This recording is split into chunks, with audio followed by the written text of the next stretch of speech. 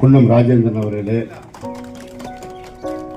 நிகழ்ச்சியில் நம்ம எல்லாம் வரவேற்றிருக்கின்ற துணை பதிவாளர் பால்வளத்துறை அவர்களே, பால்வளத்துறை அதிகாரிகளே, இந்த கூட்டுறவு சங்கத்தில் பணியாற்றுகின்ற செயலர் உள்ளிட்ட நிர்வாகிகளே, பெரும் திரளாக வந்திருக்கின்ற இந்த சங்கத்திற்கு பால் வழங்குகின்ற பால் உற்பத்தியாளர்கள், தாய்மார்களே, சகோதரிகளே, உங்கள் அத்தனை பேருக்கும் அன்பு கலந்த வணக்கத்தை தெரிவித்துக் கொள்கிறேன்.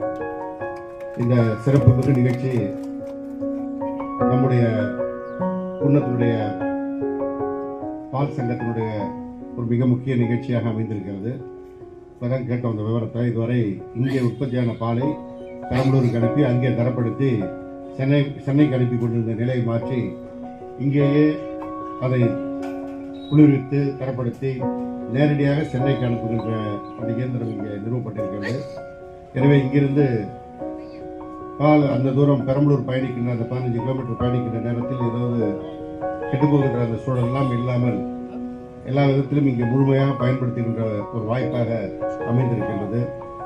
நம்முடைய மாண்புமிகு முதலமைச்சர் அவர்கள் தொடர்ந்து ஒவ்வொரு துறையும் முன்னேற வேண்டும் என்று எடுத்து வருகின்ற நடவடிக்கையினுடைய ஒரு அங்கமாக இன்றைக்கு இந்த பால்வளத்துறை பல விதத்தில் முன்னேறி வருகிறது.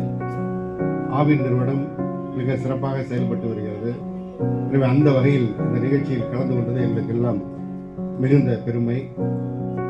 வெண்மை புரட்சியின் தந்தையாக விளங்கிய குரியன் அவருடைய பிறந்தநாள் நினைவை முன்னிட்டு தான் இந்த தேசிய பால் தினம். ஒரு இந்தியாவிலேயே ஒரு வெண்மை புரட்சியை மிகப்பெரிய அளவில் ஏற்படுத்தியவர் அவர். அதற்கு பிறகு அதனுடைய தொடர்ச்சியாக தான் ஒவ்வொரு மாநிலத்திலும் அரசு கூட்டுறவு நிறுவனங்கள் ஒரு மிக சிறப்பான முன்னெடுப்பை எடுக்கின்ற அந்த வாய்ப்பு கிடைத்தது.